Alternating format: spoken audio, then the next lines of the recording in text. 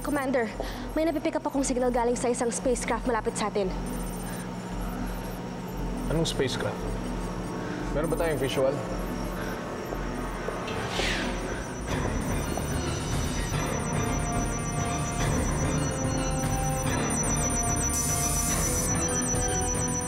Hindi spacecraft ng mga Uma. Ang official seal ng planetang Nalax.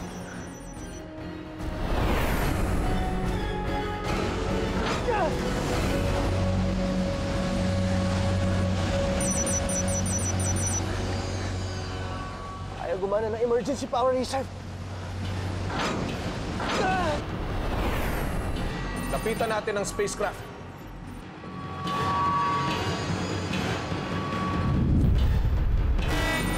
Commander, may mga parating na Kuma. I-retrieve ang spacecraft na galing Nalax. At labanan natin ang mga Kuma.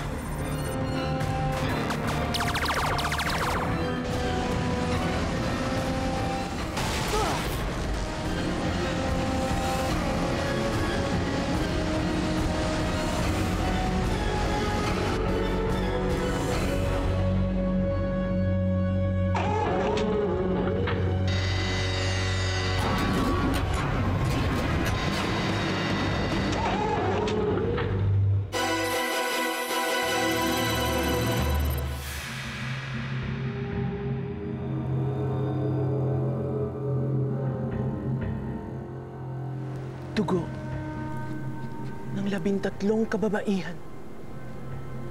Burahin ang balot ng aking katawan na pinatanda ng panahon at kalikasan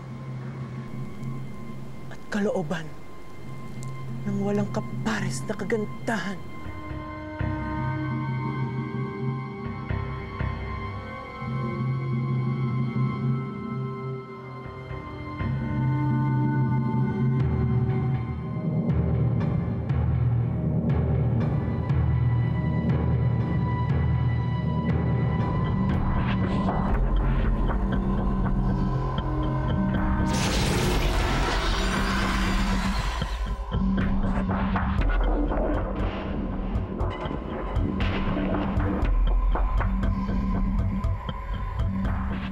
Maganda akong balita sa'yo.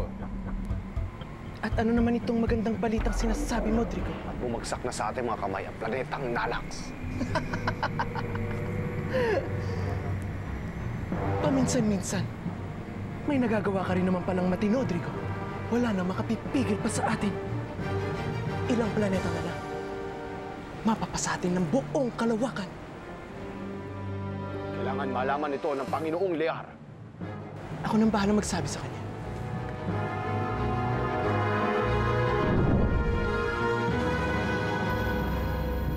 Wala siyang malay. Dalhin siya sa medical bay.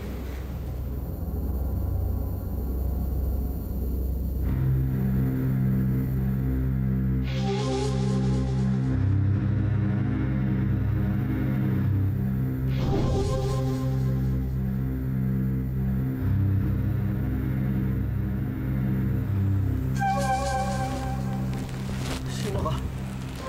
Hindi kami kaaway, Galyan. Nasaan ako? Anong ginagawa ko dito? Ito ang Galactic Force. Ako si Commander Zion. Ito naman ang first assistant na si Laika Altera. Huwag kang mag-alala, Galyan. Mga kaibigan mo kami. Ligtas ka dito. Ang aking ina. Kailangan kong bumalik sa Nalax. Kailangan kong balikan ang pamilya ko. Ikinalulungkot kong sabihin na wala na ang reyna at ang hari ng Nalax. At ang buong planeta ay nasakop na ng mga Kuma at pinamumunuan ni Iscarus. Hindi. Hindi totoo yan. Babalik ako sa Nalax at babawiin ko kay Iscarus ang inagaw niya sa pamilya ko. Hindi ka na maaaring bumalik doon mag-isa, Galyan. Masyado malakas ang puwersa ng mga Kuma. Wala akong pakialam. Babalik ako sa Nalax. Ngayon din.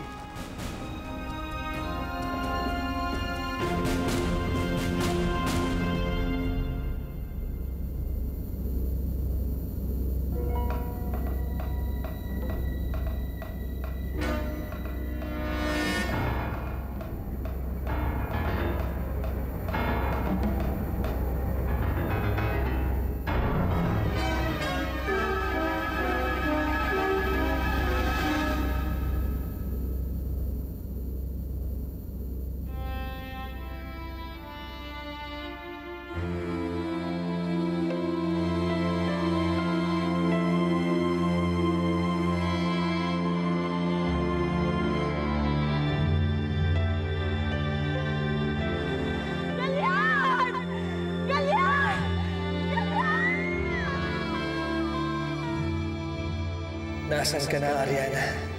Noon ko pa pinangarap na makapiling ka habang buhay. Bakit nangyari sa atin to? Mukhang hindi na nagustuhan ang pagdala natin sa kanya dito. Pabayaan na lang muna natin siya. Hayaan natin siyang ipagluksa ang lahat ng mga nawala sa kanya. Kawawa naman siya. Wala na ang planeta niya. Wala na rin siyang pamilya. Ang Galactic Force ang magiging pamilya niya. Bigyan lang natin siya ng konting panahon at nasisiguro ko na darating rin ang araw na matatanggap niya ang tungkulin na kailangan niyang gampanan.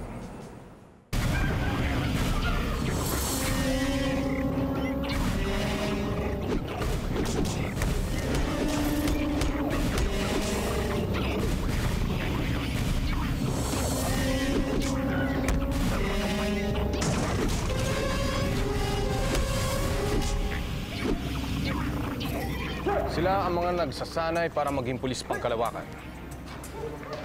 Dito sa Galactic Force Training Facility, inahasa namin ang katawan at isip para maging handa sila sa pagharap nila sa mga kuma. Huwag kang magpadala sa galit, Galian. Hindi mo kailangan ng galit para labanan ang mga kuma.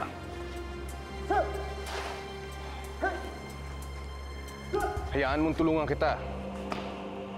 Sumama ka sa amin at personal kitang sasanayin bilang pulis pangkalawakan. At pagdating ng takdang panahon, ay maaari ka nang bumalik sa Nalax para bawiin ang dapat sa iyo.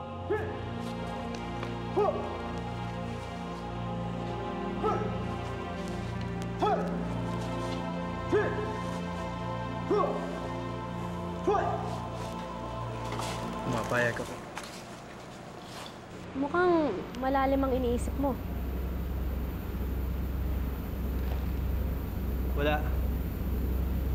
Wala akong iniisip. Magmula ngayon, wala na akong ibang iisipin pa, kundi ang maging isang pulis pangkalawakan. Sa paraang ito lang ako makakalaban sa mga kuma.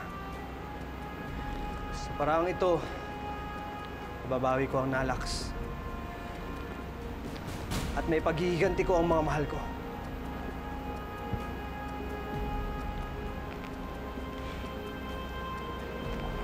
Kung ganon, handa ka na nga. Ipinatatawag ka na ni Ama.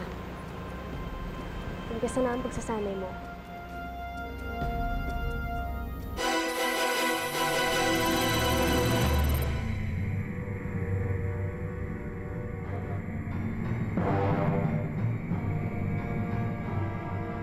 Meron kayong magandang balita sa akin? Panginoon! Wala nang makakapigil sa mga plano natin. Hawak na natin ang lahat ng planeta sa galaxy. Maliban sa dalawa.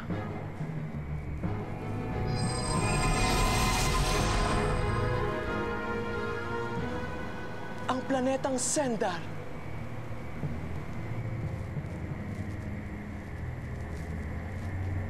At ang planetang Earth. Maganda kayo sa pagsalakay. Unahin niyo ang planetang Sendar. At pagkatapos, ang planetang Earth. Di magtatagal. Maghahari ang imperyo ng Kuma sa buong kalawakan.